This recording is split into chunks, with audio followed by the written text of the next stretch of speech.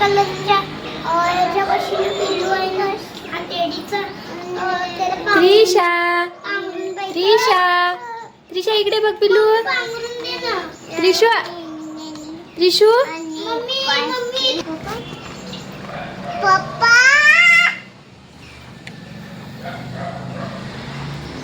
बाप्पा इथे बघा त्रिशा आणि अबीर दोघे पण बसलेले आहेत आणि इथे ना आतमध्ये ना गॅप आहे त्यामुळे ना अशा उशा लावलेल्या आहेत मी इथे. तर इथे ना आतमध्ये गॅप आहे थोडासा जास्त नाही. अगदीच जर खाली जरी हे झाले तरी त्याला काही जास्त लागणार नाही. पण तरीसुद्धा मी काय केलं इथे असं उशा लावल्यात बरोबर लावल्यात म्हणजे जेणेकरून ते खाली घसरणार नाहीत. उशा आणि हा गॅप असं इथे एक तयार केले त्यांच्यासाठी बेस आणि त्याच्यावरती बघा ते कसे बसलेले आहेत.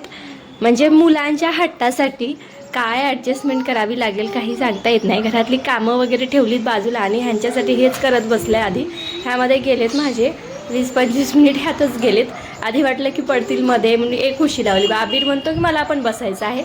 बघ सगळं इथे बघ 4-5 उशा लावून त्यांना असं बसवलेलं आहे आणि म्हटलं की चला तुमच्यासोबत हा क्षण दाखवावा म्हणजे तुमच्यासोबत शेअर करावा म्हटलं. हे जे असे क्षण मी तयार करते ना किंवा असं मुलांमुळे तयार होतात ना हे मला तुमच्यासोबत फार शेअर करावेसे वाटतात.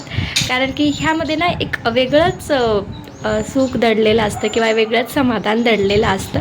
म्हणजे मुलांमध्ये ना मुलांचं वेगळंच काहीतरी असतं. त्यांच्यासाठी काहीतरी करताना ना एक वेगळाच फील येतो आपल्याला आणि चांगलं पण वाटतं एक समाधान वाटतं. म्हणजे त्यांना रडवून हे करण्यापेक्षा त्यांनी काय म्हणता येतं त्यांच्या म्हणण्यानुसार किंवा त्यांना कशामध्ये आनंद मिळतो आहे ह्या गोष्टी थोडंसं त्यांच्यासाठी केल्या ना की छान वाटतं. तसं तर एक आई बाबा म्हणून आपल्या मुलांसाठी आपण प्रत्येक वेळीच काही ना काही करत असतोच. त्यात काही हे नाही आहे. त्यात आपल्यालाही एक समाधान भेटत असतं. तर बघा गोष्ट छोटीशी आहे पण त्याचा जो हे आहे ना तो खूप मोठा आहे की आई बाबा आपल्यासाठी खरंच खूप काही करत असतात नेहमीच करत असतात. आणि जेव्हा मी माझ्या मुलांसाठी असं काही करत असते ना त्यांचे हट्ट पुरवत असते छोटे मोठे का असे ना त्यांच्या आनंदात असं मलाही आनंद मिळतो ना तेव्हा मला माझ्या आईबाबांची आठवण येते की त्यांनी पण आपल्यासाठी किती काही केलेलं असतं ना. आपल्याला जेव्हा आपण लहान असतो तेव्हा आपल्याला ते जाणवत नाही पण जेव्हा आपली मुलं होतात तेव्हा आपल्याला त्या गोष्टीची जाणीव होते.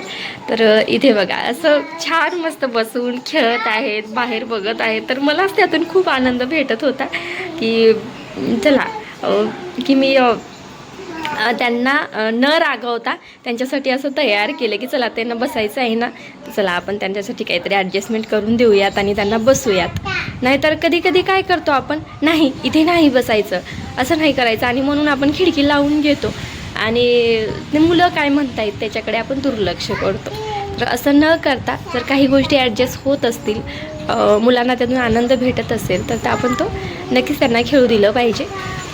तसं मी खेळू देते बऱ्याच वेळास घरामध्ये पसारा वगैरे करतात मुलं तर थोडा वेळ खेळू देत असते आणि नंतर मग खेळणं झालं त्यांचं की नंतर मग पसारा आवरून ठेवत असते.